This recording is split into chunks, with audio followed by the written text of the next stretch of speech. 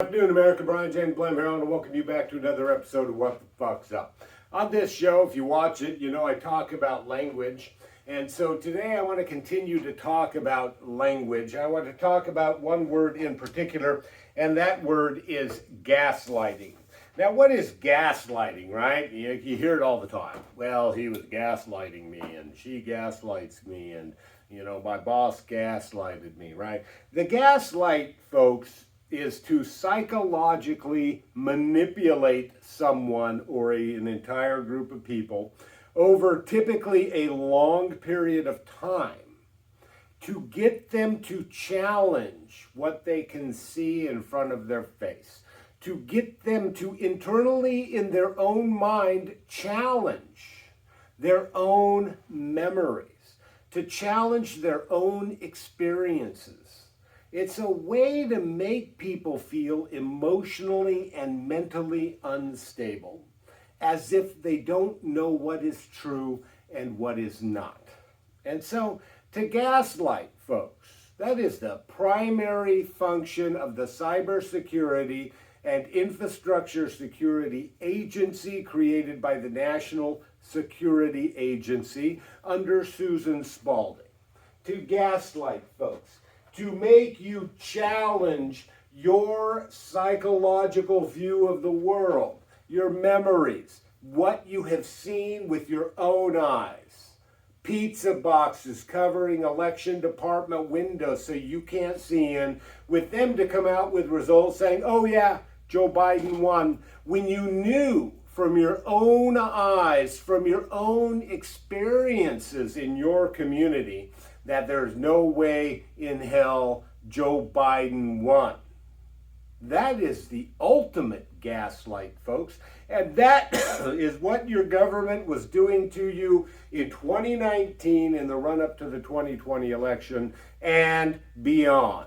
And that's one of the primary functions, I believe, that Stephen Richer served here as the Maricopa County Recorder and a National Security Agency, cybersecurity and infrastructure security expert, right? An expert in gaslighting, an expert in getting you to believe that what you can see with your own eyes to be true, that what you can touch and feel isn't real, folks. And Stephen Richer almost got away with it. We've seen from recent emails that Stephen Richer is talking about this, the deletion of data from the server. And basically, the issue revolves around, after the 2020 election, people were like, what the fuck is up? Because reality, they were being told, did not match their experiences in and around the state of Arizona. They're like, how in the name of God did Joe Biden win this election? And so people started to call their elected representatives. The Arizona Senate said, hey, we're going to audit the election. They issued a subpoena to Maricopa County to turn over its election servers, the servers they used to do the 2020 election, so that they could have auditors perform an audit on the data contained on those servers. What did Maricopa County do? Maricopa County got some guy to go into that server room and to delete those databases. So Stephen Richer was running around telling the world, oh, this is false information. It's not true. 100% true, folks. 100% true. We were able to look at those servers and identify that the 2020 election database had been deleted. We could see exactly what time those databases were deleted. And so we went back to the video. And you can watch a managerial level employee with security access to the server room pass in an individual who did not have security access to be in the server room, especially alone. She lets him in, goes about her business, and voila. they turn over servers from which the data had been deleted. What did the media in Maricopa County do? Well, they joined in this cacophony from the Board of Supervisors and all the way up to the Secretary of State and all these other elected officials, including the recorder, outgoing and incoming, and that saying, this is all a lie. It's not true. What you believe you see, what they're telling you, isn't reality, right? How many of you believed it? How many of you believed when they said, oh, this isn't Hunter Biden's laptop. It's got, it's all Russian disinformation. Even though that laptop, folks, had every indicia of it belonging to Hunter Biden, including an eyewitness who said, yes, it was in fact Hunter Biden who dropped this off at my shop. He signed the forms. It's his laptop. But you were told it was Russian disinformation. You were made to challenge this true reality and believe a lie. And that is the ultimate art of gaslighting, folks. And these people are pretty fucking good at it, right? And that's what Stephen Richard's been doing down here, along with many members of the boards of supervisors. What needs to be learned, folks, who was involved in the deletion of that database? Why did they want that database deleted and hidden from auditors, right? Was Maricopa County Attorney's Office involved? Yeah, don't know. Was the Board of Supervisors involved? Yeah, don't know. From Bill Gates' testimony before Congress, it would appear that at least he was involved and other members of the Board of Supervisors. But who ordered the database to be deleted? Who ordered that individual without access to the server room to go in there and delete those files? And who ordered the managerial level employee to grant him access so he could do exactly that, right? And Stephen Richard's been running around talking about it's violence, folks. They're getting people to promote violence. And we don't promote violence, we promote truth. It's Stephen Richard's gaslighting that's actually promoting violence. And so we are bringing you the truth, people. And now that Stephen Richard is leaving the recorder's office, and now that the truth is coming out about Stephen Richard going out of his way to target an attorney who is a subject matter expert in RICO, right?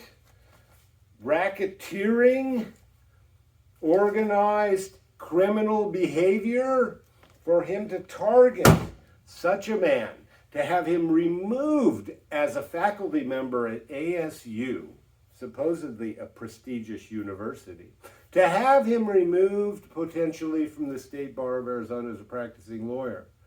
Well, that's beyond the pale, folks. Did they target Aaron Ludwig because they knew he was a conservative and they knew he had a background in a criminal field that could be used against them? Because what they have been doing appears to be organized criminal activity to overthrow our elections. What other gaslighting has been going on, right? After the audit was completed in 2021, we went back to get chain of custody documents from Maricopa County for all of the ballots that were delivered to Maricopa County, the mail-in ballots, the drop-box ballots, all of those ballots. And what did we learn? We learned that Maricopa County went out of its way to hide certain chain of custody documents from view of the people in Maricopa County, the state of Arizona, and the United States of America. Those were chain of custody documents for ballots they accepted after the election was already over.